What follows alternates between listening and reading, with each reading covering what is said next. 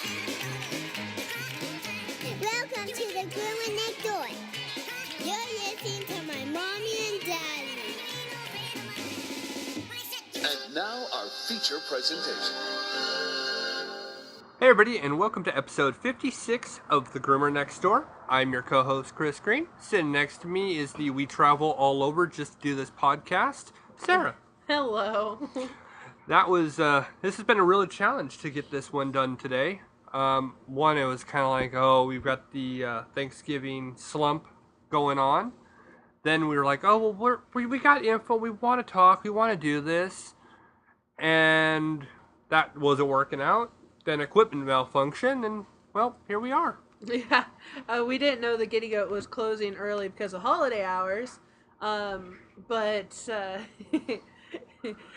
we're like, well, it's real windy outside. Let's just grab our coffee and go home, which I left my coffee in the house.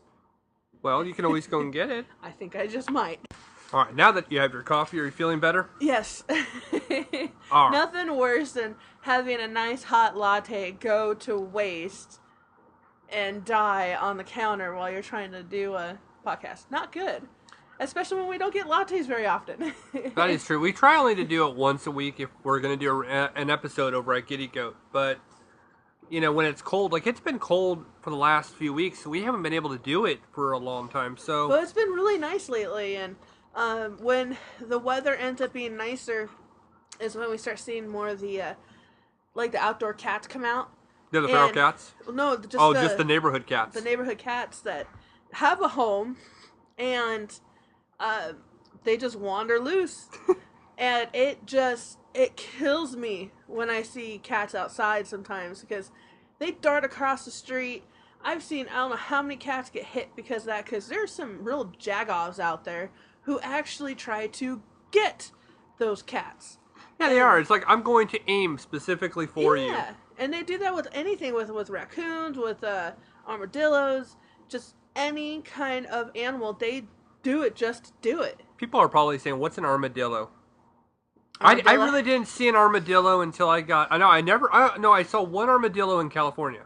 And it was stuffed in a person's apartment. I never saw armadillos in California. No, it wasn't until we left California until we started seeing them, especially in like Texas, New Mexico. Yeah, New Mexico. Yeah. But mainly it's been a lot of Missouri. I didn't know that armadillos were out here. It got so frigid. Well, according to Keith, he said that they weren't here. It's like the last 20 years they migrated up. So I think that's kind of weird. Off topic. Useless information, folks. That's typical. Hey, you're listening to the Useless Information Show. I'm your co-host. No. Well, let's see. Last week, oh my gosh, last week was the week. I mean, it was so much fun, and it's so sad to see all 4 days coming to an end. I mean, we spent it all with family and the 4 days off. The 4 days off. Spent it with family here. Just kind of got some, rest, some time with Claire. It was nice. It was nice. I'm ready to go back though. Yeah, I am too. We were double booked, and some days we were triple booked. Yeah, triple was more of the word. It was pretty intense, but every grooming salon should be like that. And trying to fit in as many people as possible, trying to make their holiday even better. I've had people come to me and say, I'll pay you double. It's like, no, don't pay me double. That actually was a phone call. That was one of the people. They said, I'll pay you double. Yeah. That was crazy. I was like, what? That happened to me before on 4th of July. It'll happen again in Christmas, too. Yeah. And it's like, don't pay me double. Just, a thank you or even a hug. I'll take a hug and be totally happy with it. I'm fine. My customers are so awesome, and your customers are pretty great, too. Oh, yeah. They come and give hugs, and you're not the one to really be out front. You would rather stay with the animal. Yeah, I'm kind of this is a hard-to-believe moment. I'm actually quite shy. I'm not really, I'll go people person and perk up, but I more or less just like to be on my own, kind of quiet. When I'm at work, I'm quiet. At least with, everybody else. I mean, with people that we work with, no. But I'm a quiet type person. So and I know nobody's going to believe that. It's been pretty cool. We've gotten a few gifts already for people that aren't going to make it in for a Christmas groom. Since Thanksgiving and Christmas are so close to each other, most people will pick one or the other. or one's just going to be a shape up and the other one's a full groom, depending on when their family's coming in. Um, so that's not uncommon. So don't think you're kind of crazy because you have a lot of family coming in Thanksgiving and it's just going to be a few people on Christmas, and you just want your dog washed on Christmas before Christmas. That happens quite a bit. Most dogs in the 3-week time between Thanksgiving and Christmas don't need to get full grooms, and that's understandable. Groomers will get it, and if that's the case, more groomers are willing to take on just a tidy, because you can get a tidy done. Well, I get a tidy done within 30 minutes, opposed to a full hour haircut. So they're only there for an hour and a half, maybe. Versus a full-on haircut, you're there for 2 to 3. So we've been getting gifts. We've gotten one gift that was pretty awesome. It's very utilized in every aspect. But the owners of our Newfoundland, Zega, she was 160. She dropped some weight. She's about 135, 140, somewhere around there. Pounds, that is. And the owners know that we groom the dog on the floor. She's too big to put on the table. When I had her as a puppy, I groomed her on the table all the time. Not so much now. So the owners know that we're on the floor when doing such things. So they bought us this foam mat, a real thick industrial foam mat that we can kneel on, sit on, stand cool. on, to help, cushion our joints. Oh my gosh, that's amazing.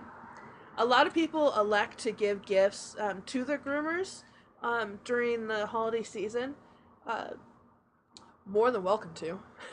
It's quite nifty getting a gift from your dog's owner. I really love it when they come in and they give me a thing of lotion, like the triple moisturizer lotion that's supposed to help cracked hands and such. Oh, I have enough of those. But we can always use more. Man, when you bathe dogs all day, your hands get all kind of cracked. And then when you go in to brush them, and the static in the air and stuff, so it is monstrous on our skin. So that is just amazing. It's especially the non-scented triple moisturizer, just in case your groomer has sensitive skin like I do. I have to be careful what I use. But I thought it was really nifty that people bring stuff in. So if any of you folks ever have a groomer that you just love to death and you want to do something for them but don't know what, I would... Even gift cards. Yeah, gift cards. But if you want to get more personal, a personal touch, then, something to help them heal is fantastic. But then again, that might be just me, no one else. So last week, like we were saying, was absolutely crazy. Every day we were out past 6 o'clock. Man, Wednesday you weren't out until 6:30. Everybody had gone home. You were the last one there. Oh, it was 6:45. Was it 6:45? Yeah. Okay, yeah, it was crazy. That was our 9-dog day. I thought they were all 10-dog day. I thought they were all 9-dog days, 10-dog days. What helped in that situation, since we don't like to make people wait that long to get their pet groomed, it was dogs that were being boarded and picked up after Thanksgiving. Yes. So they were the last ones to get groomed since they were staying here anyways. I had one on Monday. Monday was 2 Dobies, which were the most amazing Dobies I have ever seen. Yeah, so there's a funny story. The lady, she comes and picks up the 2 Dobermans, right? Yes. And you were busy in the back doing something. I can't remember what it was. So, I told her, I'm like, look, your Dobermans were fantastic. When it came to trimming her nails, they stood still. When it came to Chris bathing them and blow drying them, they were great. Oh my gosh. When I told them to sit, they sat. It was like, whoa. They were just, oh wow, amazing. She goes, nice that they were good for you, but you should see them at home. Really? They are extremely hyper. They don't listen. Really? Yeah. Wow. You would have been shocked the way she said that, how they were. Oh, I wanted to talk to her. I really did. Obviously, there's always a perception on different dogs, and you always kind of wonder if because of a breed, we always talk about, breeds can be aggressive if taught to be aggressive.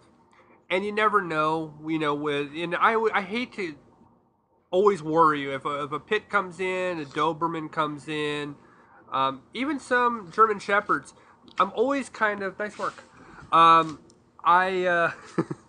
I'm always, at the beginning a little cautious. Chihuahuas, same thing. You never know what their demeanor's like because you don't know what their home life is like. So I went to the back. I picked up the two Dobermans, one at a time, obviously. I mean, they're full grown. And when I entered the kennel, I said sit, and they sat so perfect. I walk in, no aggression, no nothing. I put the lead around one. We walked out together. I told the other one stay. They were great dogs. Same thing in the bathtub. Same thing when I had to take them out of the actual kennel, separately for other things. Perfect dogs. I mean, I fell in love with them. I absolutely did. They were great. They had a side of a little bit of dog aggression. Yes. It might be more or less not aggressive towards other dogs because when they left, they didn't have a problem with other dogs in the room. But when they were kenneled, and another dog was kenneled. I think there was a reason, though. There was a little bit of reason for that, though. Remember, the female actually went into heat. Yeah, she did. And I have a feeling, I don't remember what the dog was in BR1, but I do remember that you could tell was, smelling the scents. It was an Akita mixed with... What? It was an American Akita mixed with an Australian Shepherd. Really? I never would have picked that up. Yeah, her name's Nikita. She's a Nikita.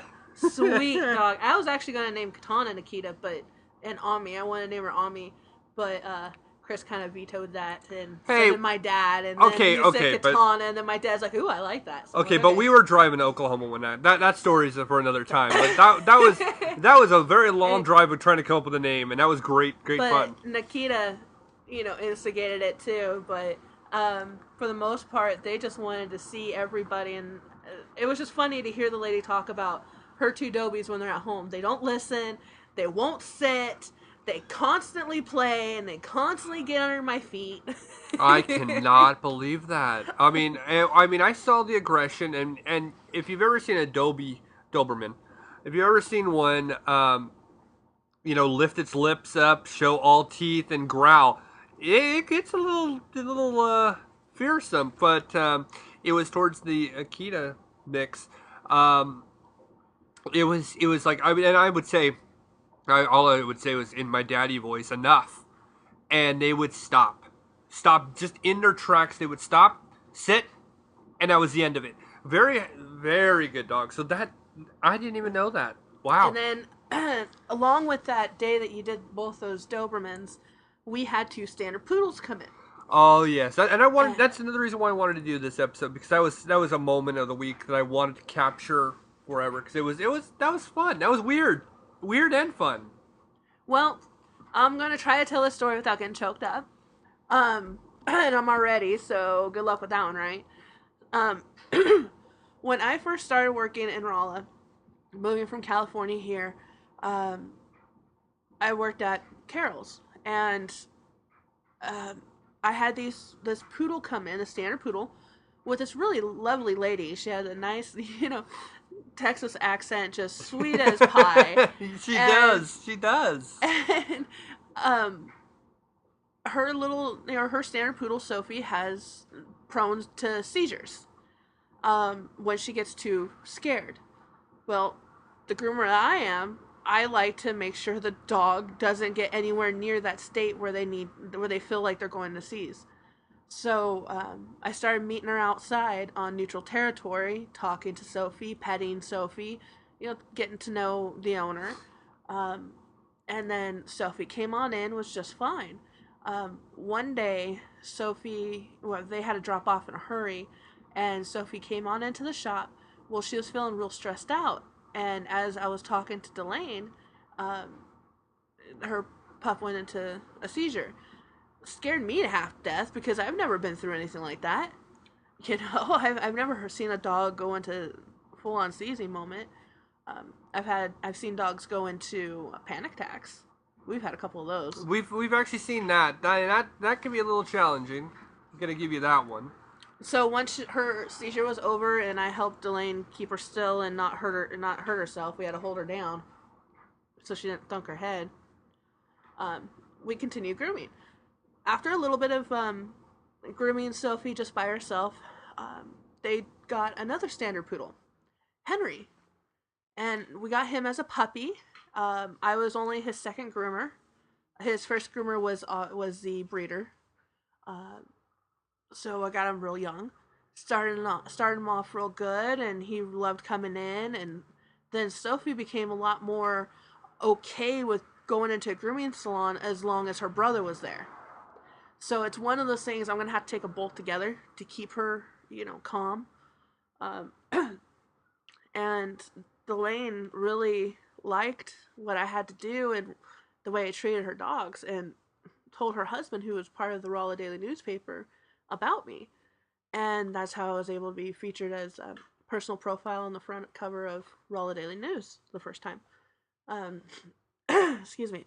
And then, so I groomed Henry and Sophie for probably about a year, and then they moved to Texas. Move back. Yeah, they moved back to Texas, and I was upset. I cried, and Delane cried, and I was really upset because these are just my babies, and with the owner as sweet as she is, it's hard not to get attached to the owner too.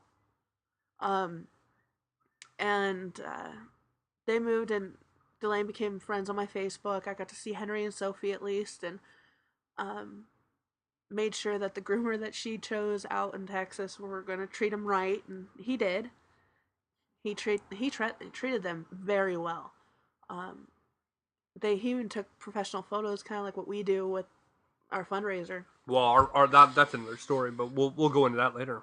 I got something to tell about that. Okay, so then I get the news that they're coming back.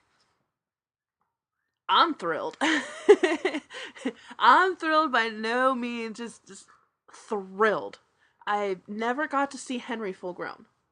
Because when I had him, he was still at that 1 year mark, and big dogs don't fully mature until they're 3. So he came back. I walk into my salon, put the stuff down, and I see Delane sitting there on the chair, and I throw my stuff on the table like nobody's business.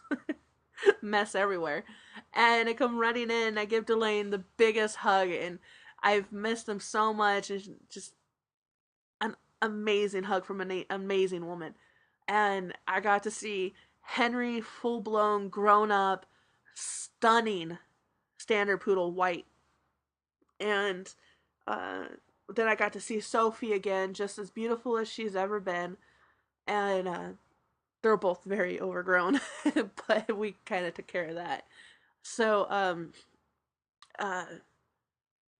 we got to say hello for a while, got to talk a little bit, and then they had to be out relatively soon because Delana was going to have a procedure done on her back.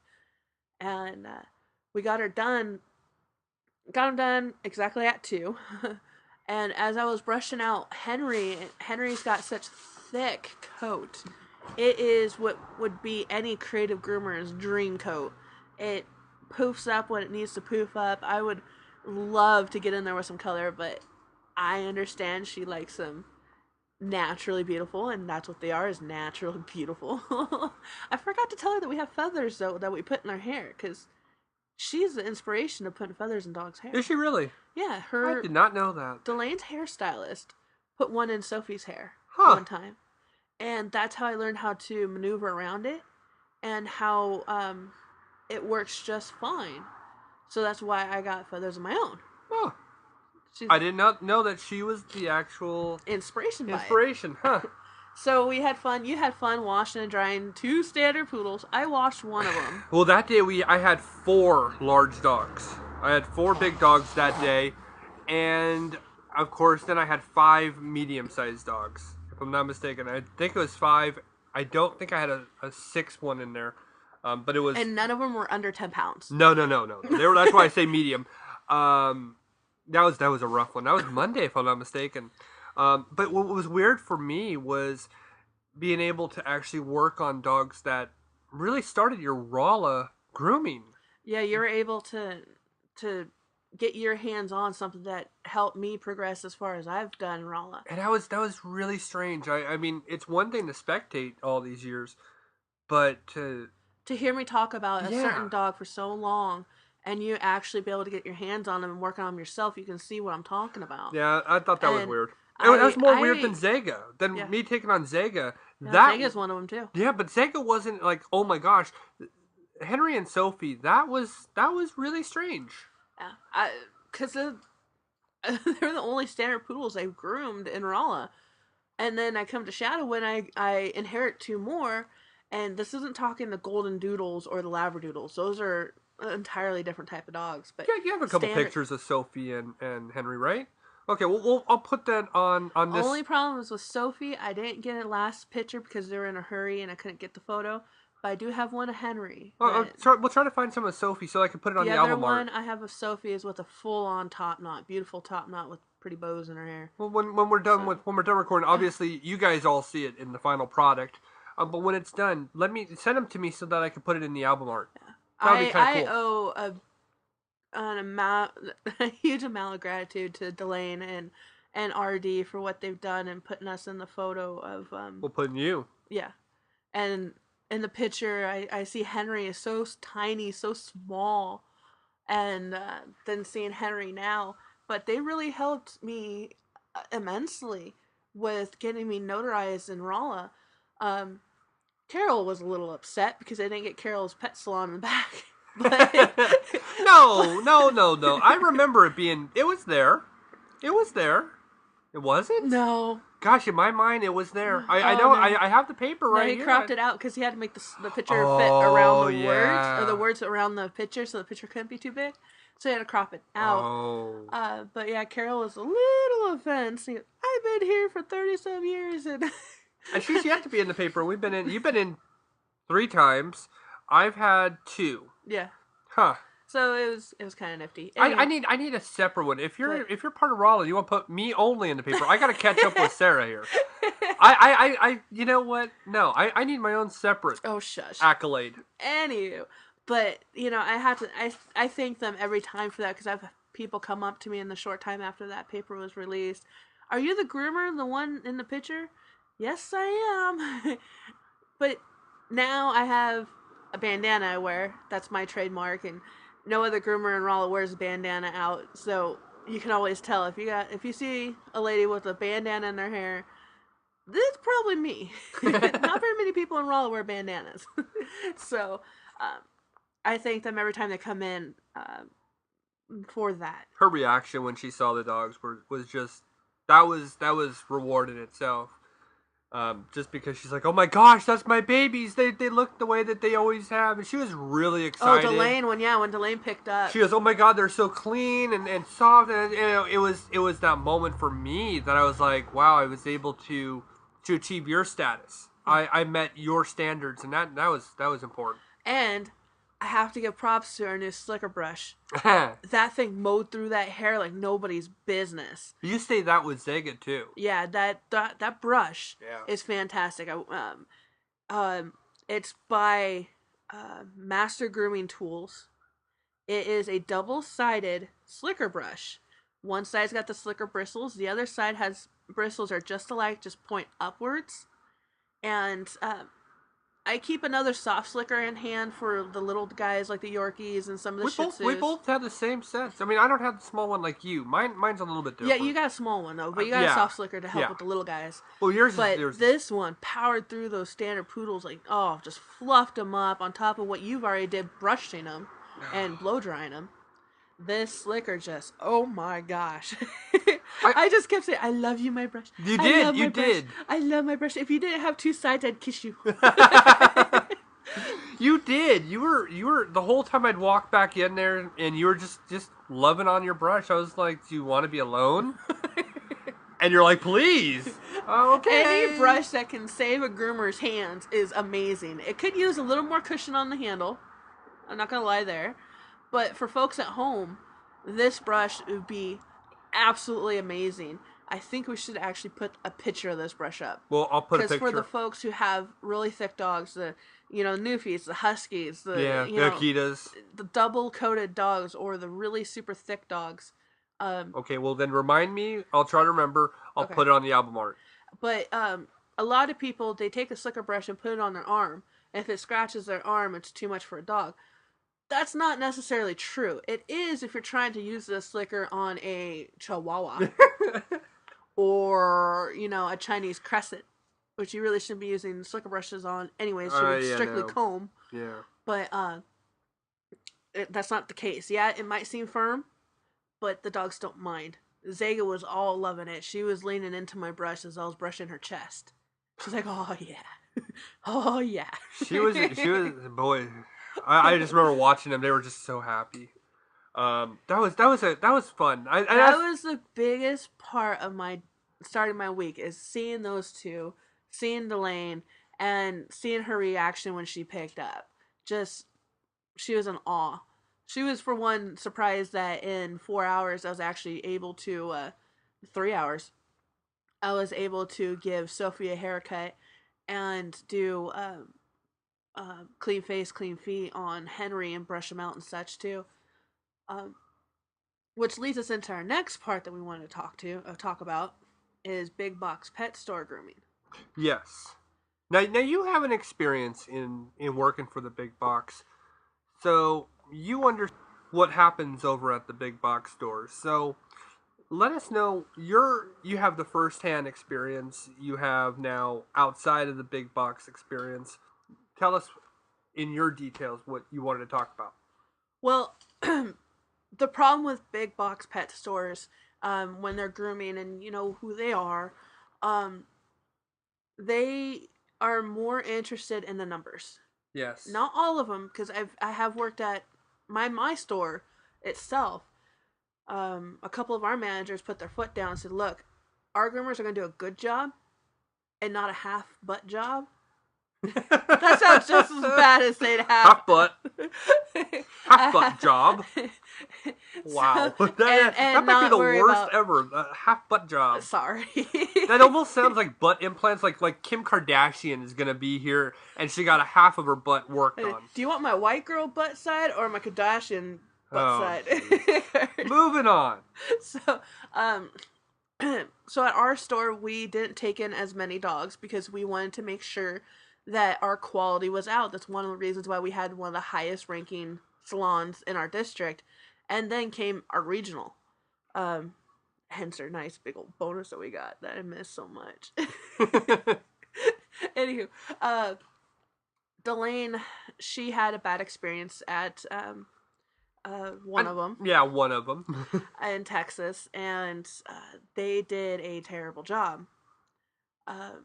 I can tell you at these major pet stores that when you go in for a standard poodle groom, it's not cheap. And they're meant to have face and the feet clean, and a relatively decent poodle cut. Now, if you want a fancy pattern, you probably pay extra, because that does take a lot of time and effort to do. I wouldn't be taking my dog to one of them for a fancy cut. I would look for a smaller grooming shop. Most of those people end up having a little more knowledge than more patience, really, because they like doing new and different things. The same mundane haircut over and over and over again gets old. I would think so. So when Delane picked up, she wanted a clean face and feet, or a mustache on Henry, and clean feet. They didn't do it. They shaved his mouth completely short, so it was clean face, but told her that clean feet were extra. Don't let these people do this to you, folks. Don't. You're paying good money. You better get what you want. I told her, I'm like, that is ridiculous. She goes, and watch, when you get them all fluffed up, you're going to see the hairs that she missed, just flat out missed. Oh, wow, you showed me, and oh my gosh, that was terrible. I was like, oh my gosh, how did you miss this? And there were chunks. Yeah. Chunks. Yeah. Oh my gosh. That was crazy. All I can say is that some grooming shops don't believe in the method of back brushing. Back brushing is where you take your slicker brush and you go against the grain. When you brush your dog from head to tail, you're going with the grain. If you brush him from tail to head, that's against. That's called back brushing. Oh, I know. I know enough people who don't do it, and they think that they have such quality stuff. Well, I went to help out a store in the Buena Park store. Which, if you don't know where Buena Park is... No, Brea. No, it was Buena Park. Buena Park, I stayed there for a couple weeks. That was Santa Ana. It wasn't sure? Buena Park. I thought Buena Park did it. Buena Park and Santa Ana are right next to each other, so I went to Okay. Santa Ana store. But the Brea store, the manager told me we do not backbrush here. I still think it was Buena Park. I looked at her and I said, if you want my help, I am going to do what my instructor told me to do. And my instructor was certified through the actual company. So if you have any beef, you can talk to Rolene, our district manager, or our regional manager, and have him replace his instructor. She did. She tried to. And she became an actual instructor. That's instead. That's why. Yeah. So I said, I'm here helping you. I don't need to be here. I would love to be back at my store with my own customers. And your friends that you worked with. Yeah. So I'm going to do it my way. So I did the back brushing, and my dogs came out a heck of a lot better. That I had people calling to try to get in with me. I back brush. Yeah. You taught me that right. And oh my gosh, folks, you can tell the difference right away. But anyway. So what probably happened is that they didn't back brush, or at least they didn't comb the hair up straight. They probably didn't brush or blow dry the dog straight. With poodle hair, you have to. They probably didn't spend a lot of time drying. Yeah. That's number one key component here. It all starts in the bath. So thank you, Sarah. Delane That's in my head. It all starts in the bath. does. I hear it every time. Every day I work on it. And what's nice too is that my methods are actually featured in pet magazines. And I'm like, okay, I've been doing it right all these years. Awesome. It just reassures me I've been doing it right. So Delane went home and just realized all these chunks of hair sticking up, and she called and got the money back. And the manager said, no, the clean feet and the clean face is all included in the price. She goes, I spent $70 for one groom. I better get what I want. That's one dog, right? Yeah. One dog was $70. It was horrendous, absolutely horrendous what they did to this dog. So I would definitely, if the dog doesn't look the way you want it, make it known. You don't have to be rude about it, unless the groomer starts getting uppity. Then I would switch the bad switch on and take care of business. But just be respectful and just say, hey, my dog's not looking the way I want to, and be clear and specific on how the dog doesn't look right to you. Don't say, oh, well, I thought I would be a little more off. No, lady or sir, you kind of told us it needed to be this length, so we did it this length. So be specific. And don't use the word puppy cut. All right. Now, talking about standard poodle, you can use puppy cut, because that is an actual term. Yeah, it comes from standard poodle, doesn't it? For standard poodle, yeah. it's true. That's true. Well, that was, obviously there's many, many, many dogs that came through, but those were the ones that really are the ones I feel that took the attention. I mean, after all these days, some were actually almost 7 days ago, and they're still in my head. I do have to say thank you to the customers who called and canceled their appointments. Some of them said, well, my family's not coming into town after all. I would like to get my dog groomed closer to Christmas because they're coming in for Christmas instead of Thanksgiving. Great. Thank you for calling me in advance. I was able to bump up customers that were just super thrilled. Well, look at the callback. We had a wait list that easily was able just to pick up the phone call. They were in moments later. Man, they understood it was important when the groomer calls, you get the dog in there. I felt like they were almost parked in the parking lot sometimes because you would call and a couple seconds later it felt like they showed up and you're like, okay, hi. Thank you. I'm just handing. The phone's still up to my ear. Okay, but that was quite interesting. So definitely, if you have to call or if you have to cancel your grooming appointment, don't feel bad about it because most of the time, if they're a good shop, they have a waiting list and they can call people up. I've had one other customer that totally just plumb forgot, and she brought in one of her two dogs. It was my Airedale and her Aussie. Yes, yes. Her Aussie looks fine, so she goes, can I just bring in my Airedale? Oh, that scared me that day. That was Tuesday, if I'm not mistaken. And I'm seeing I was like, Sarah?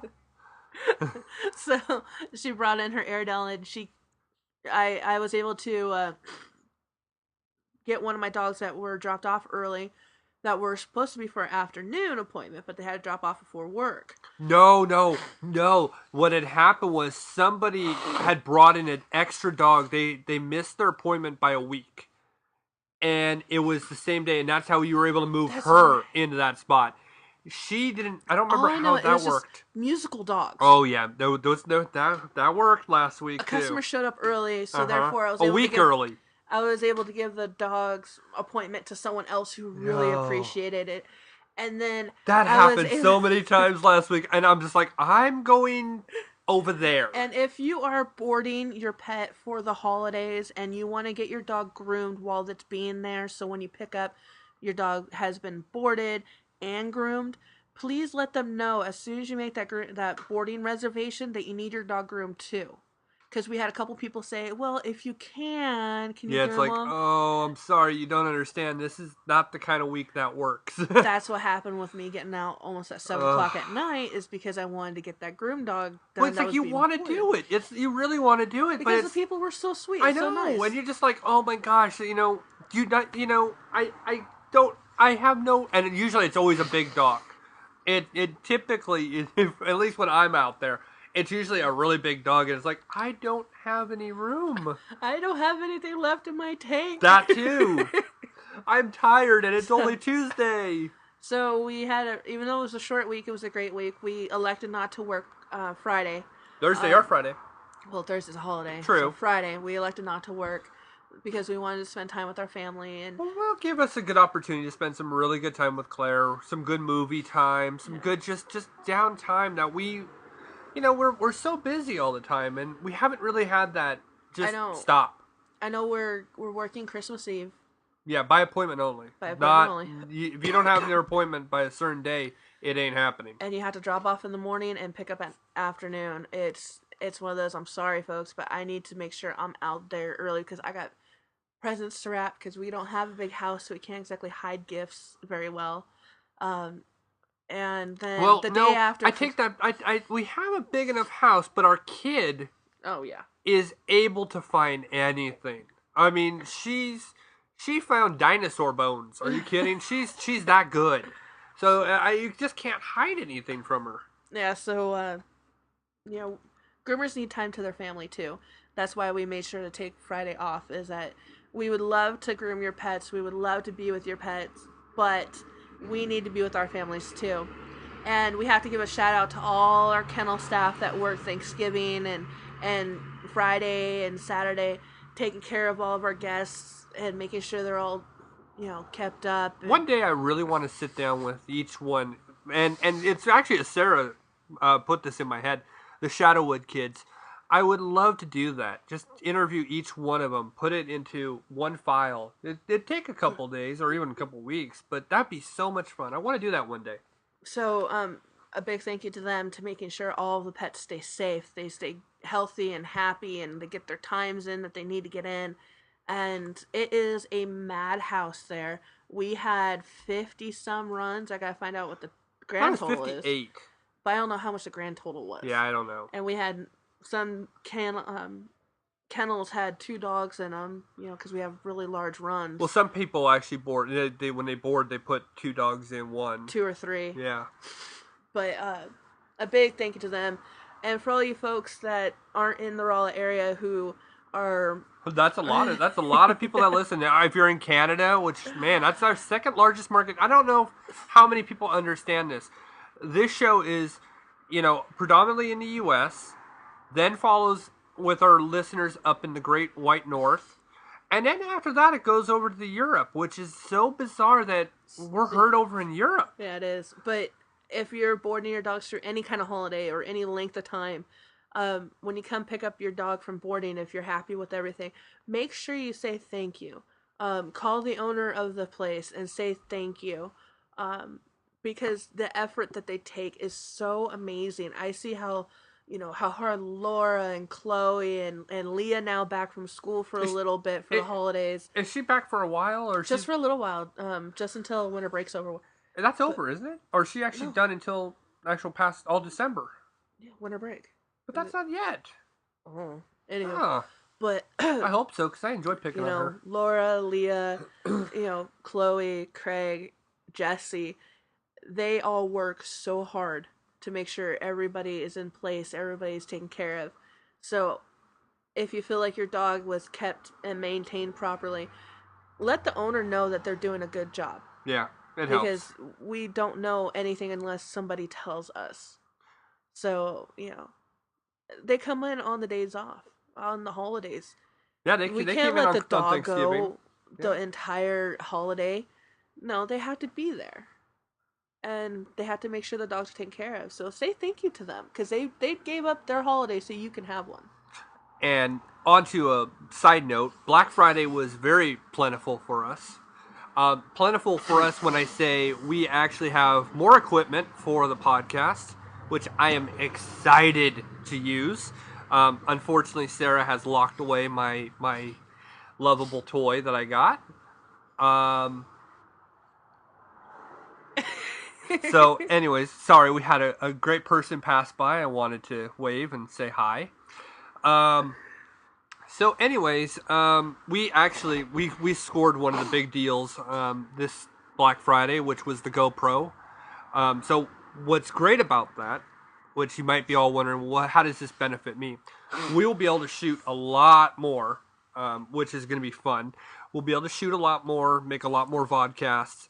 First one I will be doing will probably be at the beginning of the year. It will be at the Raw Animal Shelter for sure. I am looking forward to that. Yeah, and then we can actually take that video and be more in depth on when we say how we're brushing, how we're washing. Yeah, so I'm going to do a full-on washing, and what I'll do is I'll film a full wash, full dry, so that everybody can get a real idea just how much work goes into it. More places that we might visit, we'll do video on that as well. And of course, it's such a high quality camera that most TVs won't even be able to pick up on the quality. So Chris has been geeking out about this. I am. So he got. Can I look at it? Can I look at it when we go inside? I just want to smell the box. No.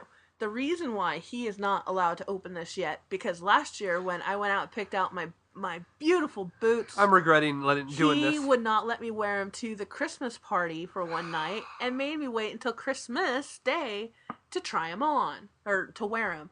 So he gets to wait until Christmas Day. But you didn't have them a whole month. Yes, I did. Did you? Yes, I did. Gosh, yes, can I just tell you I gave them to you? You just forgot? No. Oh, please. No. So, thanks to you, now all of our listeners have to wait to see the videos. Oh, and folks, I am losing it already. And it just got here Friday. And it's Sunday when we're recording. So, oh my gosh, it's gonna kill me. So that's one of our new exciting things coming up, is that we're gonna have more of an instructional video. We'll use it on how to properly brush out your dog, how to properly comb your dog. I'm really looking forward to this. I am too. I mean, also obviously I got it because I want to put really good quality movies of our daughter, which obviously we don't share that with on our But on our Facebook, yeah. We do. Well, yeah, but if you know us, speaking of social media, man, thank you to everybody on Twitter. Yeah. Oh my gosh, we are lighting up like a Christmas tree on Twitter. We are now 250 followers, and every day we're getting at least 1 to 2 every couple hours. I mean, it just keeps going. I don't even know what number we're at. So if you actually follow us, you go to @Chris_Green, and I'm getting it from all over. We're getting people who actually are listening to the show saying, hey, can we be on the show? I've booked 4 interviews. I know some people like to believe that we do it as a filler because we have nothing else to talk about. But actually, I do it because I like talking to all different shelters and rescues and organizations all over the U.S. I enjoy it. So think what you might, but I do it for my own fun. We've got hopefully more professional athletes coming on. We have so many different things we've been working on. It's just crazy how much has been going on.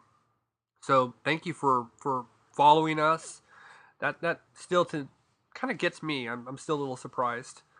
We'll move on to another segment because I don't even know where we are on time. We should be probably at 40 minutes right now. Probably something like that. I don't know because I've changed different things. I don't know. So why don't you tell the story because you brought it to me and then I'll play the audio.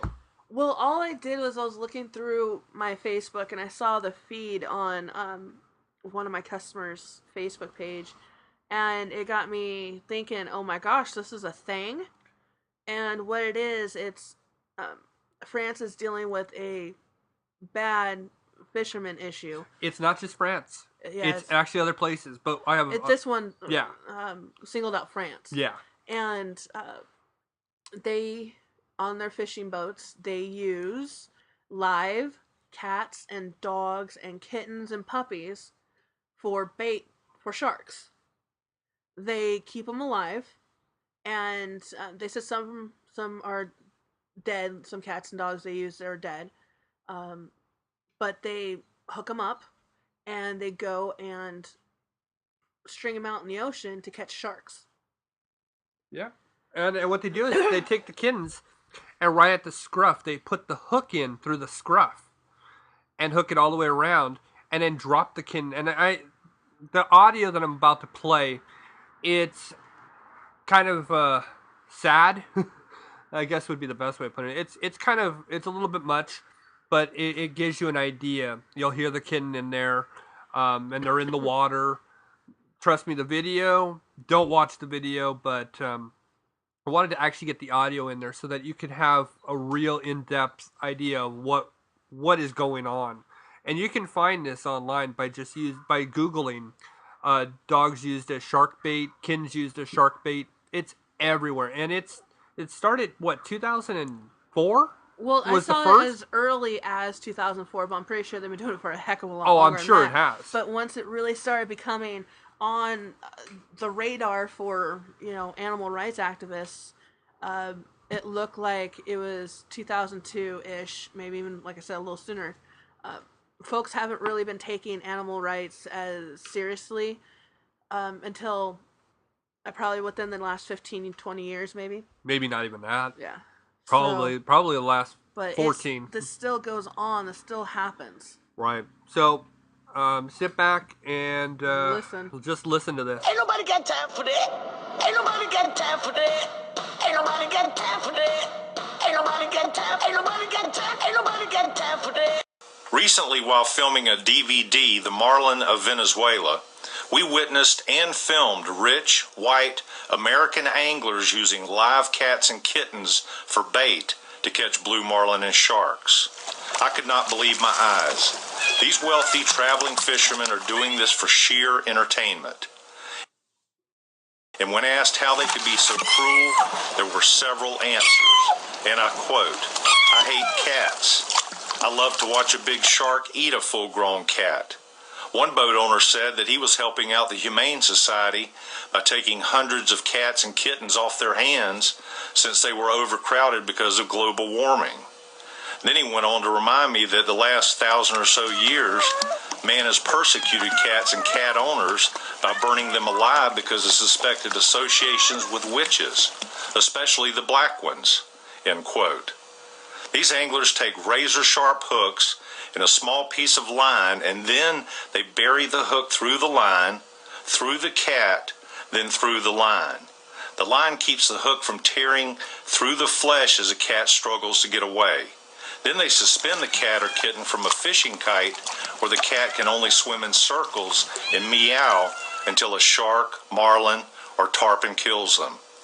It's the most barbaric, sadistic, arrogant, and twisted behavior I have ever witnessed. These fishermen were high-fiving, making jokes. I was embarrassed to be associated on any level as an ethical outdoorsman with these nuts. In fact, I'm going to be hunting these guys down over the next several years and exposing them to the animal-loving world. If you'd like to help us, please go to saveourcatsfromfishermen.com and help us put an end to this sick arrogance of the wealthy fishermen. This is beyond animal cruelty. Please help.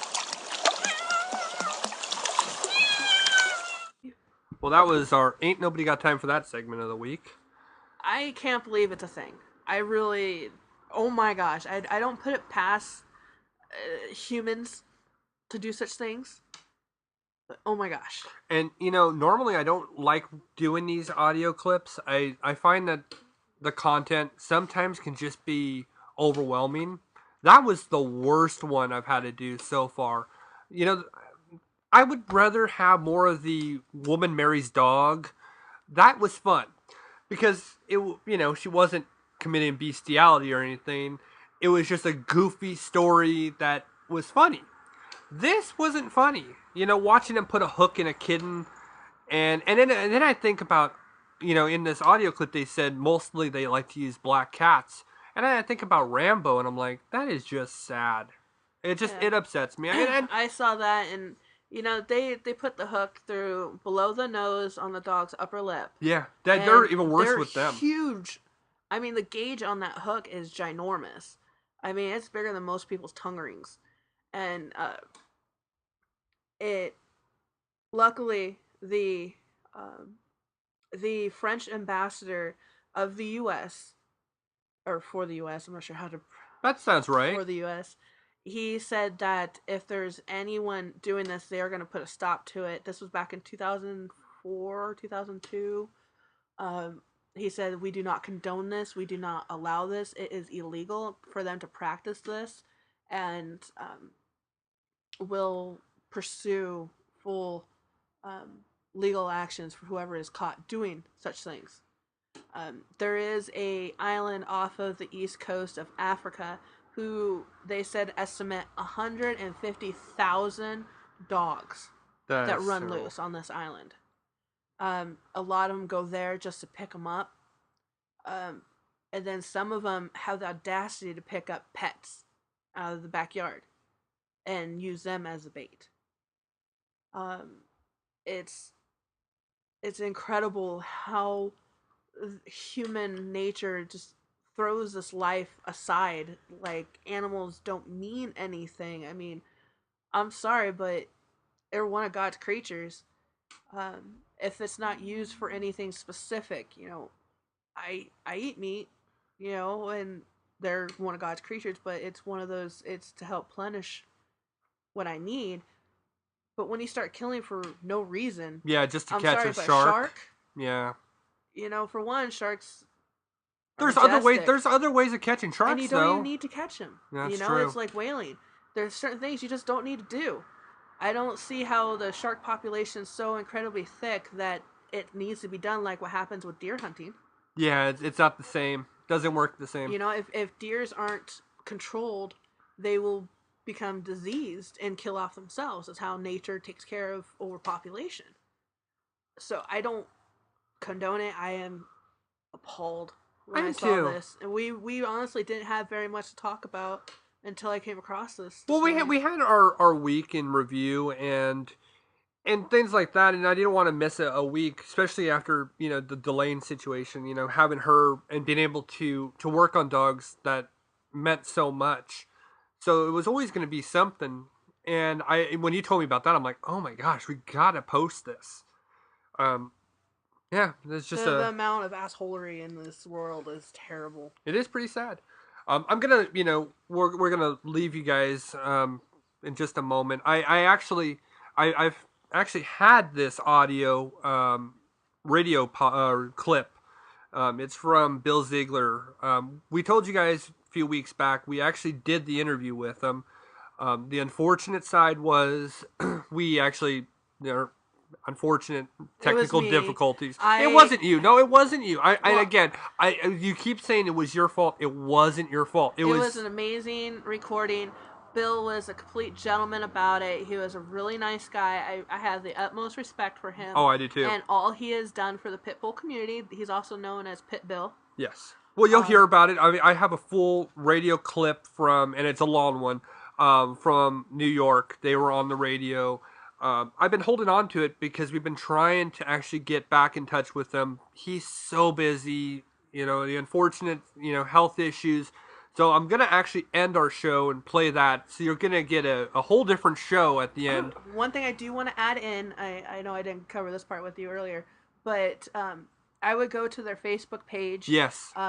Pit Crew Rescue. Yeah, and we put it on show notes in prior show notes, so you can find it. I know I've said this before, but go on there if you're looking for somebody to donate to, or if you wanted to help out other pit bulls in your area, or if you're in New York and you want to help out that area, his Pit Crew Rescue tongue twister, really needs the help. He was robbed clean of all sorts of things that they really need for the dogs to stay comfortable and safe. And if you're looking to foster, especially elderly pit bulls that need help, I, with all my heart, suggest going to them. Right, and he's a great guy. Sadly enough, I don't know when we're going to be able to do an interview with him. People are contacting us by email, by Twitter, by Facebook, and they're actually now booking interviews. So I don't know when I'm going to be able to do this again. And I feel like this was the best opportunity. Even we were talking off air about this. So I'm going to pretty much end my part of the show, and then we'll just transfer into his actual radio show, completely different from you and I. But I want you guys to hear this, and I want to spread this out there for everybody to enjoy. So I'm Chris Green. Have a pet-tastic week. And I'm Sarah Green, making sure everybody realizes life is so short. Play with your pet. Goodbye, everybody, and enjoy Pit Bill and his interview. The listeners have taken over. Oh, boy, is this great! RCN in the morning. Everybody, how are you? This is JC. I am your host for this morning, along with Pit Crew Rescue's Pit Bill Ziegler. We have an exciting show for you coming up for your morning commute. And also, we have some interesting topics in which we're going to talk about today, such as animal rescue, what Bill does with the rescue, and of course, we're going to talk a little bit about what I do in the animal world. Now we have traffic. 1039 RCN. New Rock on 1039 WRCN. You are listening to Allison Chain Stone. If you want to be a listener host like Bill and I, go to our website, WRCN.com, and good luck. We hope you get selected. Right now, I'm going to introduce Pitbull Ziegler, and he's going to share with us his story. How you doing today, Pitbull? Good as everything. I got into the organization. I formed the organization when I got my first rescue, Zeus. He was 16 pounds, badly abused, put in a crate.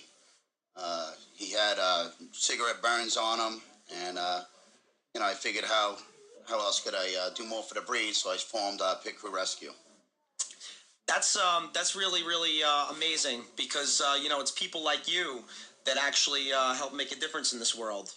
And, it's people like you that, that you actually are the voice of the animals. It's a lot of hard work. It's a lot of hard work. You're the good Dr. Doolittle. That's what I like to say. Where are you based out of, though? Right now we don't have a facility. We are looking for a commercial property to build on. I mean, we tried the residential. There was petitions. I mean, so many people discriminated against the breed. So, that's what we're looking for. Any kind of landscaping yard, anything like that. Somebody can do, we can pay the rent there, and that could be a write-off ultimately because we are a 501c3, non-for-profit. All right. So how did this happen? How did you guys meet? Well, actually, we were friends. We grew up in the same neighborhood. Was it Smithtown? Smithtown, yes. All right, about the same block, same street almost. Oh, all right. So you guys are like Corey and Sean. Absolutely. That was my Loser Boy Meets World reference. So how did the doggies come into play? Because I know you mentioned that how you met that first breed, but do you have doggies growing up, or like how did that soft spot happen? Ever since I was younger, I used to take home stray dogs. My parents. Yeah? Yeah. They must have loved that. Oh, they were thrilled. They'd come home and there'd be a different dog in the yard each time. And I was about 8 years old when that happened. And I rescued everything. Bugs I didn't even kill. So all right. I'd evict them, but not kill any. He broke up with his ex-girlfriend over a spider that she stepped on. I want you to know. Yeah. Is that a joke? Yes, it is. All right. Please, you know what? clarify that. Please clarify that. You know what? I was like, wow. I was like, where's the halo above this guy? All right, so you got me fooled. Nice. Very cool. So, a little morning humor for everybody, All right, so I hear you. So how are you involved, JC Chazé? Or JC? It's actually Stang. I know. But Chazé I like. That's a little morning humor as well. Well, basically, I'm a big animal guy. I have a bunch of rescues at my house as well. Okay. I have a pointer mix. She's mixed with Pitt, and that I love dearly. She was a rescue out of Georgia. And, I really support, what Bill does because, again, I'm a big animal guy as well as the guys in my band, 50 Miles to Frequency. We actually wrote a track called Fight for the Unspoken. Okay. And basically, that track, we're fighting. We're the voice of the animals because the animals can't speak. It's up to us to fight for them and be that voice. Mm-hmm. And we're donating. That's a song we're going to be hearing later, right? Oh, absolutely. Okay, absolutely. Cool. We have that song coming up, and 50% of the proceeds from the iTunes sales of that track are going to support the animals and going to the rescue. All right, so we have that coming up a little bit later in the show. And what else do we have? We have some giveaways too, right? Oh, we absolutely do, yes. As a matter of fact, on the way, we have hot tickets. Okay. And musically, we have music by Ozzy as well in Cake, so you can have your cake and eat it too, Long Island. 1039 RCN. Ozzy 1039 RCN. Once again, this is your listener host, JC Stang, with Pit Bill.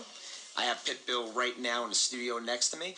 I got a question for him. Pit Bill, what's the website where people can check you out? It's pitcrewrescue.com.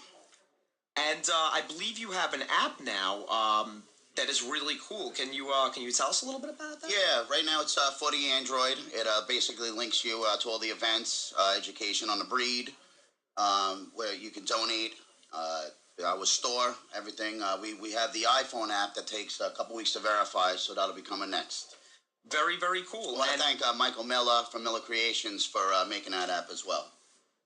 Very, very cool. And can you tell us about the bully breed? I'm sure all of us want to know, Brando included, about the bully breed. And I do. I want to find out why you're covered in rashes. Did you have a fun weekend? Is that because of the dog? Or that's I'm allergic to dogs. And actually. You rescue dogs. Yes. And I empathize because I'm also allergic, but I don't. See, you know, and how going? I stay away, and I just turn into you remember the old Looney Tunes cartoons with the little mouse sneezer, whatever his name was? That's what I turn into, the little mouse that can't stop sneezing. You hug him, you pet him, and then you're just, you're breaking out. Yeah. So why this breed? Tell us about, or is it just pit bulls that happens, or all dogs you're allergic to? It must be all dogs, but this is the only breed that I stick with. Mm-hmm. Reason being, it's in shelters, it's 90% are pit bulls. Over 50,000 pit bulls nationwide are being put down that have no issues whatsoever. A lot of them basically are just severely abused. So, when I chose to advocate, rescue, and defend this particular breed, I knew I was going to be coming day-to-day fight with, the lowest of low with the people. So, it's not about me at this point. It's all about the dogs now. You actually still get haters. Why do you think that is? Just because the stereotype about the dog? Yeah. Because that doesn't make any sense to me. It's about the trainer, not the dog. It is. Right? It is, yeah. But, a lot of these people, it just, when you get into the rescue world, it's like getting a crazy cat lady times 100 with some of these nutbags out there. Yeah. Yeah. They discriminate against the breed. They just, they don't like me for whatever reason. They're thrown out of the organization for one reason or another. And, it's a shame. And I'm sure, like all things, people just aren't educated enough on the breed itself. Like humans by nature are afraid of of the unknown. Okay, and I tell people all the time, if you're gonna bring your bulldog outside in public, make sure he's well mannered, well behaved, because if he's jumping around, if he's jumping on you, It is, and somebody says it's okay. They don't know if John says it's okay, but Joe, doesn't like it. Okay, so just don't let your dog jump on people. You don't want people, out in the street saying, "Oh, there's a typical crazy pit bull jumping around like crazy." So, it's another thing I tell people too. Just well-mannered, well-behaved. And do you offer any kind of service like that, or do you actually, let's say somebody has a dog that's a little, that misbehaves, and I'll do help you offer them. a service to help, It's all non-for-profit, but I have no problem, giving some tips. If they're local, I'll show up. Show them how to walk a dog if it's pulling on a leash. If it's showing any kind of food aggression, toy aggression, anything like that, I have tips.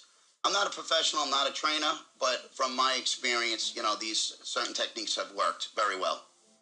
Okay, I train my own dogs, in the pack before they go out, and, when we take them in, rehabilitate them, and adopt them out, I'm the one that does the training with them. And your dog Zeus, I believe, is a service dog. Can you tell us a little bit about that? Because you can take him on a plane, you said, which I think is really, really cool. Yes. You can't take shampoo, but you can take him. All right. But you can take a pit bull. Okay. Yeah. All right, fair enough. It's covered under the Discrimination Act. Basically, it's like if somebody said I can't come in with my pit bull, service dog, I should say. It's like saying a person of a certain color or race can't come into the place either. Really? It's discriminating. Yes, absolutely. That's really interesting. Absolutely. Can you take him to, let's say you go out to eat, can you take him to a restaurant? Yes, if he gets like 3 complaints, like let's just say we go to a 5-star restaurant and he jumps up and eats somebody's chicken cutlet parmesan, there's probably going to be 1 complaint right there. Okay, then the cook's going to complain. So if he gets 3, they take away his little license. And does he actually sit at the table like a human being? Does he have like a little bib? He's got a little bib. He runs out there. He sends food back. He knows how to use the fork and knife. He gets his own silverware. I have to ask this: doggy bag? Sorry, I already regret saying Never that. left over with him. All right, so what do we have coming up? I know we're going to play JC's song dedicated to the pups. Yes. Right, and we have a giveaway, I believe. We actually have heart tickets coming up, so please stick around. That's going to be Heart at Nikon Jones Beach Theater with Jason Bonham, and that's going to be June 27th. This Thursday, right? Absolutely. 1039 RCN. Yeah! That was Foo Fighters' Walk on 1039 RCN. This is JC and Pit Bill from Pit Crew Rescue, your listener hosts for this morning. If you want to donate and check out his website, go to pitcrewrescue.com. In addition to being an animal lover myself, I'm also a musician. Coming up later on the show, we will be playing a track from my band titled 50 Mile called Fight for the Unspoken. You can purchase this track on iTunes and help save a life with 50% of the proceeds going to animal rescue. I'll be sharing with everyone my experience also being the opening act for Bret Michaels, but right now we are giving away heart tickets. Be the 10th caller at 631-451-1039 and win. Good luck. Here's Nancy with traffic. 1039 RCN. That was Fight for the Unspoken by my band 50 Miles to Frequency. You can purchase 50 Miles to Frequency's Fight for the Unspoken on iTunes or our website, www.50milestofrequency.com. Again, 50% of the proceeds are going to help save animals in need. I am your host this morning, JC Stang, along with Pit Crew Rescue's Pit Bill Ziegler.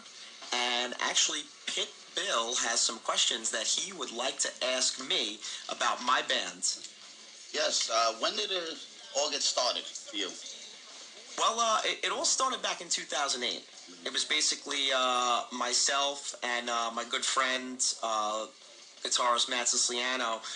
We were just a bunch of guys in a room together writing songs. Yeah, I know, Matt. And we decided that we really wanted to take this further. He's still with you, Matt, right? He's still with the band and everything. Absolutely. Absolutely. Matt is with me 100%.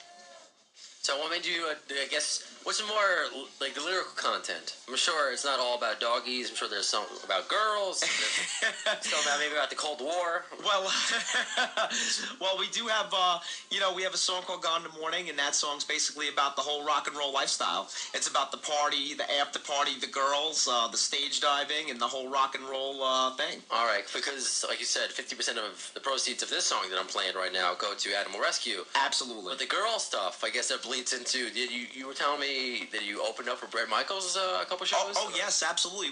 We performed a couple of shows with the rock icon Bret Michaels. Where at? We actually played with him at Mulcahy's at Wandsworth, Okay. as well as the Emporium in Patchogue. Oh, nice. And I must say, you know what, it was an incredible experience for me and the guys. You know, we felt blessed to share the stage with him, to have that opportunity. And it was just incredible. His fans actually welcomed us with open arms. They didn't boo us off the stage or throw tomatoes at us or anything. but it was it was really an incredible experience. And then I got to actually meet and hang out with the rock icon himself. What is he like then? Or was he surrounded by ladies that you just couldn't even get to? Well, we all were. Oh, all right. Fair enough. We were swapping. No, I'm kidding. Actually, he's very genuine. He's very down to earth. Basically, what you see is what you get, and he's exactly what you see on the travel channel's Rock My RV. I haven't even seen that show because this is his 8th reality show. You haven't seen that show? Not the new one, no. So is this like the 80s hair metal version of a Pimp My Ride? Is that what this is? It's basically like 80s hair metal, right? Got into basically a collision with Pimp My Ride all in one. It's amazing. That's Only insane. he is pimping RVs that basically you could live in. I mean, you don't even need a house. These things have marble tile, and they have better cabinetry and flooring in most people's homes. It's just incredible. I can only imagine. So what else do we have on the way with the doggies? Maybe talk more about the band a little bit, how you guys kind of intersect, all that fun stuff. Oh yes, well, absolutely. Actually, on the way right now, we are actually going to talk about the rescue, okay, as well as my. Well, I found out that Pit Bill. This Yes. is funny because we're practicing during the break. Okay. I keep saying Pit Bull or Pit Bill. I like Pit Bill, but your friend that you've had since what? 8? You said 8 years old. Yeah. Keeps getting it wrong. Yeah, you say my name wrong. Well, you know what it is? I gotta be honest with you. It's like going to a deli, right? And basically telling the person behind the counter, hey, I want a sandwich, but don't cut it in half. You are programmed to cut it in half, just like I am almost programmed to say Pit Bull opposed to Pit Bill. I'm sorry for that, by the way. No problem. He's going to get even with me after the show, Oh, yeah. I know. Oh, yeah. Very cool. Well, we are your hosts for this morning. I am JC Stang once again from 50 Miles to Frequency, along with my friend Pit Bill. I didn't say Bull that time. From Pit Crew Rescue. Please go to his site, www.pitcrewrescue, and donate. Help save a life. Right now, we have traffic. 1039 RCN. That was Until It Sleeps from Metallica. I am your host of your morning drive, JC Stang, here in the studio at 1039 RCN with my co-host Pit Bill Ziegler from Pit Crew Rescue. Right now, we are going to play a little 30-second track of our song In Your Face and tell you the story behind that track. I'm in your face, I'm in your face now! It's very in your face. Oh, yes, it is. So what's the inspiration behind this song? Well, basically, the inspiration behind this song is, Pit Crew Rescues, Pit Bill Ziegler. He inspired 50 Miles to Frequency, my band, to write this track because rescuing the pit bulls themselves, it's not only a very emotional experience, but it's also a very dangerous experience as well. And I'm sure, when he went on rescues, he had to get in people's faces. Because I'm sure they're not too keen on giving up their dogs. No, Can you tell us a little bit about that? Yeah, a lot of times, if you end up hopping a fence, a lot of times, if there's an abuse in progress, we don't have the time to wait for the proper authorities. That's PCA, the police to show up, so we have to make a call to go in. And, from time to time, if you hop a fence or something, they're either going to think you're a cop or a nut, and most of them will take off. But from time to time, people won't give up their dogs so well. Now, my question for you is this, okay? I mean, I've watched a lot of shows like Lizard Lick Towing, where they repossess cars. And, on one of the shows, actually, they got chased with a chainsaw. Did you ever experience anything like that? Getting chased with, like, a gun, a knife? A gun. Yeah, I had a guy come to my house with a gun. Oh, that's nice. Yeah, it was a good time. And yeah, I'm just visualizing that scene, the opening scene in Ace Ventura, where when he stole his little Shih Tzu, and you can see him just running past it. But I'm obviously making light of a serious situation. So, I mean, how do you usually find out about these dogs? Like, are you just kind of like watching, like neighborhood watch, or you get calls, or call-ins? A lot of call-ins. I mean, we get mostly owner surrenders. You know, people can't have their dog for one BS excuse or another. Or you know, or we get like an abuse. This dog doesn't have water, or you know, this guy's physically harming this dog. You know, either way, we go on a call and you know, we assess it myself. Now, my question for you is this: for people that can't really, that don't have the knowledge, or they're not aware that they're abusing dogs, you know, because they don't have a fence in the yard and the dog is going out into the street, right, and running in traffic.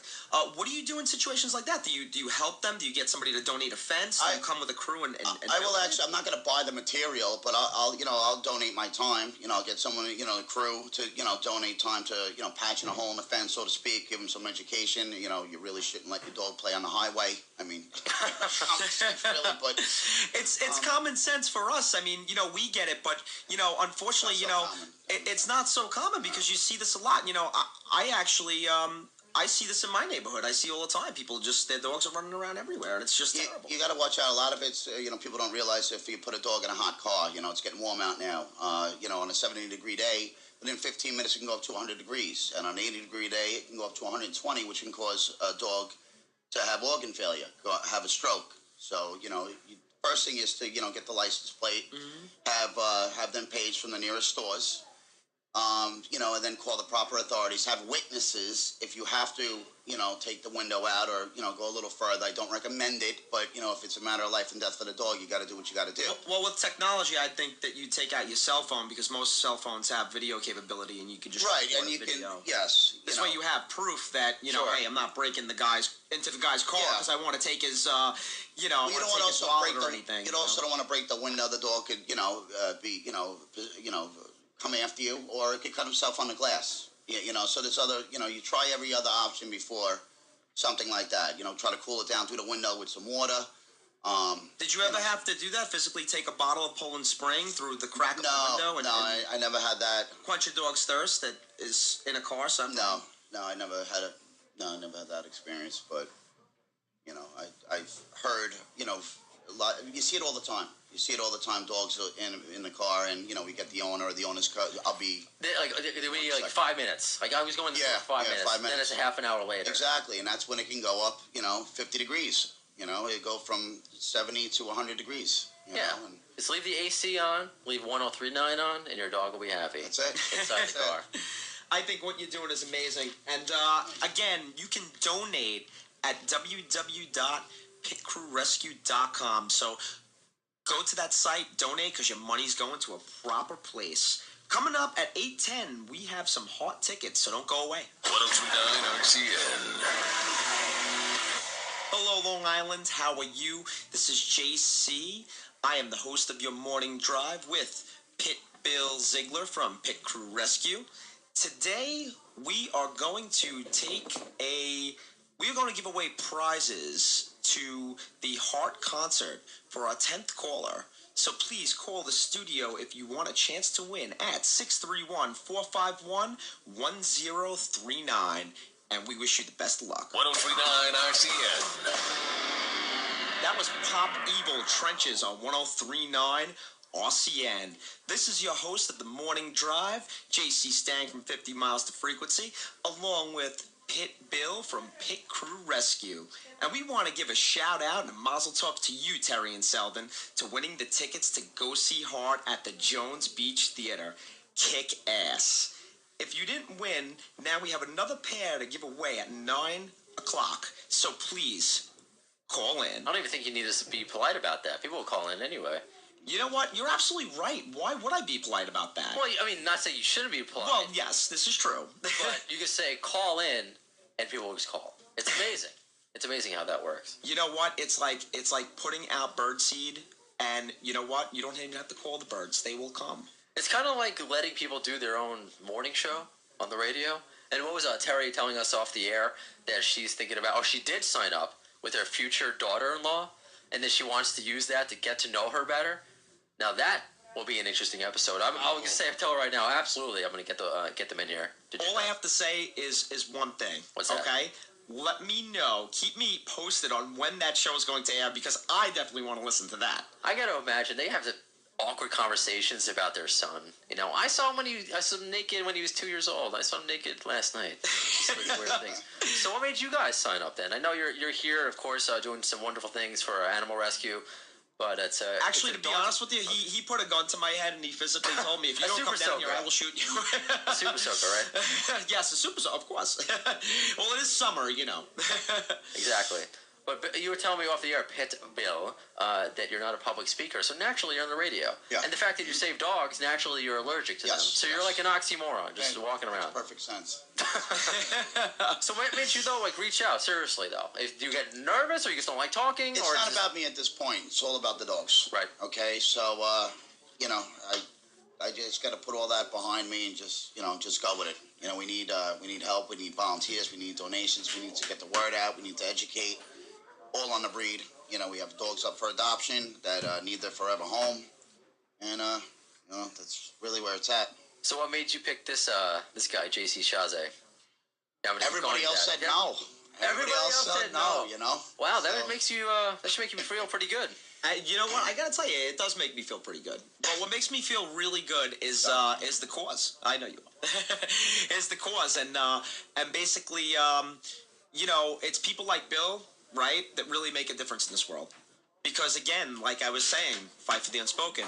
The animals don't have a voice, so it's up to us to fight for them and be that voice. Yeah. And that is why I support him and people like him that have animal rescues 100%. So what's on? Like, first of all, give you the website address, but like some of the things that you can find, or you can get on the site. BigCrewRescue.com. The different breeds of bulldogs. You know, you can get we got our store there. We can buy our merchandise and gear. You know, educating people on the facts, the myths, such as the dogs have locking jaws, which is not true. They don't feel pain. They feel as much pain. They just don't show the pain. Yeah. Well, you'd be surprised with people telling me they got locking mechanisms and it's a special key to open their mouth and everything. Yeah, you got to hear some of the stuff that comes in. So. Brilliant people out there. Oh yeah. And another thing I want to get into before we go to break, or I should say after, because it kind of coincides a little bit with some MMA fighting. Is that a farce, or is that? I watch a lot of Bruce Lee movies. Okay. So, all right, so you're kind of the dog, the bounty hunter. Well, you're a dog, the dog hunter. I've been training. I've been training since I'm 9. Okay. MMA. Yeah. And Pit Bill, not Pit Bull. We don't want to get him confused with the with the rapper. All right, so we're going to talk about some MMA stuff, and of course more about the doggies. And you said you saw Superman, so we had to keep things light and just like fun and topical and things like that, right? Yes. All right. He loved Superman so much, he actually got a tattoo. Oh yeah. It's a Superman tattoo. It's not a Pit Crew Rescue tattoo. Yeah. Not yet.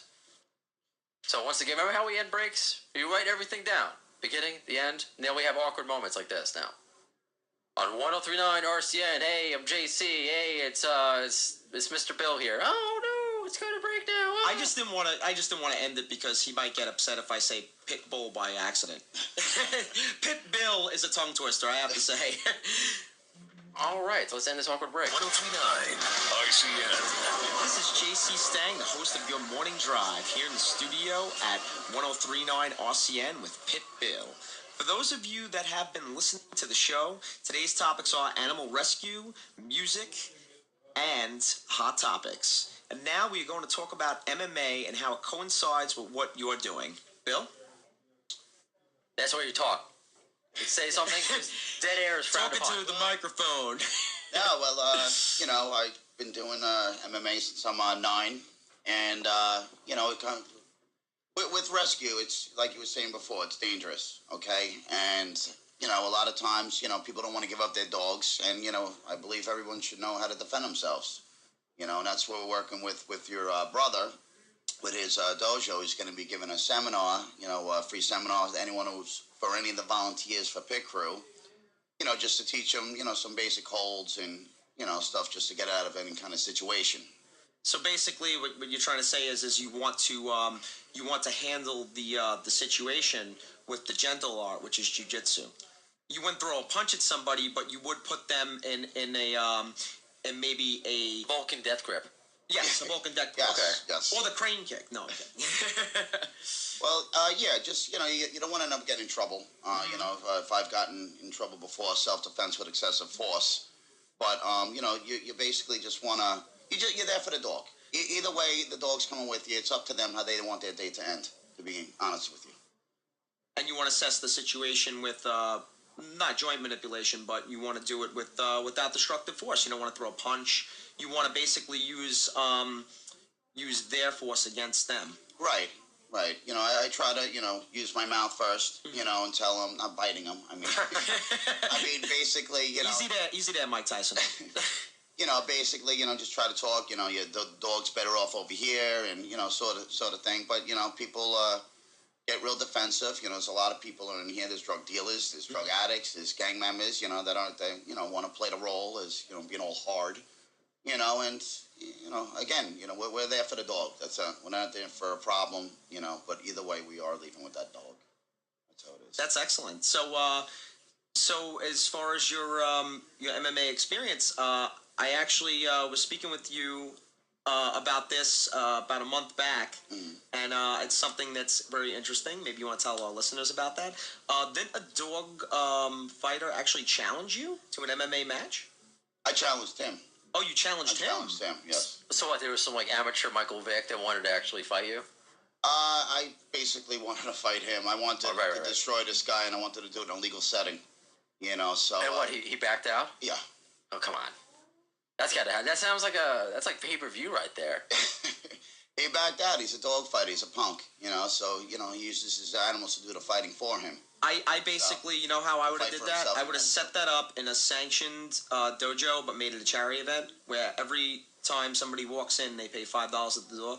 The money goes to the animals, and we get to see you kick his ass. It's a win-win. He's still around, this dude?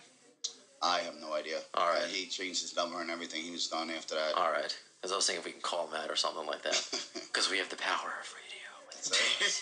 That's how that works. The gods of metal, the RCN. And the Power Radio gives us the option to give away tickets to shows, right? Which we have coming up. Absolutely. We have that coming up. It's like we're Oprah. You get a ticket. You get a ticket. We all get tickets to go see Hart. Once again, this is JC Stang hosting your morning drive here in the studio with Pit Bill. Don't go away. We have hot ticks coming up next. 1039 RCN. Yeah! You are listening to 3 Days Grace on 1039 RCN. I am your host, JC Stang, along with Pit Bill Ziegler. He is the founder of Pit Crew Rescue, which is a great organization. I suggest everybody donates and helps to save a life.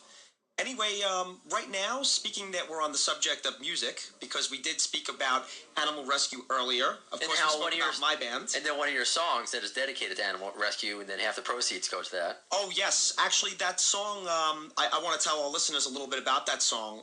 We wrote the song called Fight for the Unspoken. Again, the animals don't have a voice, so it's up to us to be that voice and fight for them. 50% of the proceeds are going to help the animals, and it just so happens that song is the number one, the music video for that song is the number one music video in rotation in 240 countries on Indie Music TV, which is on Roku. Oh, that's great. Very cool. Very cool. Thank you. So you're accomplishing this. You've been on stage with Bret Michaels. Do you have any other cool like band music stories, groupie stories, or that you could tell on the radio? I guess. Well, that I do have actually. It just so happens, obviously I was telling you about Gone in the Morning. And that's the song that's about the whole rock and roll lifestyle. Sure. It's about the stage dives and the girls and the party and the after party and the show. It just so happens at a lot of our concerts we have go-go dancers. Oh, and they come out everywhere. Wearing absolutely. So it's like the Motley Crue thing you have set up and Poison. You know what? I got to tell you something. It's like the Motley Crue thing, only we stepped it up a notch. You stepped it over Motley Crue. Absolutely. So what do you have them? Vince Neil is going to want to punch me in the face if he's listening right now. So. Well, everybody wants to punch Vince Neil in the face, so I guess it's protected there. Well, basically how we stepped it up a notch is we have raver go-go dancers. They're actually part of the 50 Miles to Frequency family per se. Are they? And they come out with glow-in-the-dark hula hoops as well as They twirl batons. They glow in the dark. I mean, they are absolutely incredible. It's like a circus meets metal. It's really, really an incredible show to see. So I want you to reach out to your family and have these go-go girls host the RCN morning show. I mean, for the listeners' entertainment and not so much for mine, but I mean, yeah, of course. Well, if that's the case, it just so happens I want to give a shout out to the lovely ladies of 50 Miles to Frequency, the Go-Go Girls. For the lovely Jessica and Ashley of Pretty Girl Productions. If you're listening, Pretty Girl Productions, I like that. We would absolutely love for you to host a morning show here at RCN. And you can go to the website, www.rcn.com, and you can get the info on how to go about doing that. I mean, no offense to you. You're both strapping young lads, but I need something to look at in the morning. I'm sorry. It's just what it is. What's the matter? My pecs aren't good enough for you? Come on, I work out. I mean, both of you guys, you're wearing sleeveless shirt. This guy fights MMA. I mean, if I felt...